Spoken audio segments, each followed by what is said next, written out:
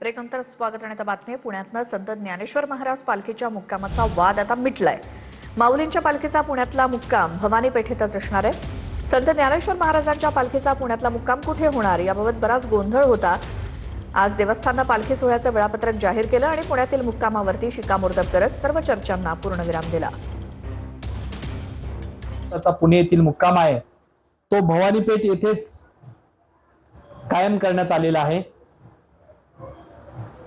प्रस्थान या वर्षीचं 8 जुलै 2026 रोजी दुपारी 3 वाजता होणार आहे।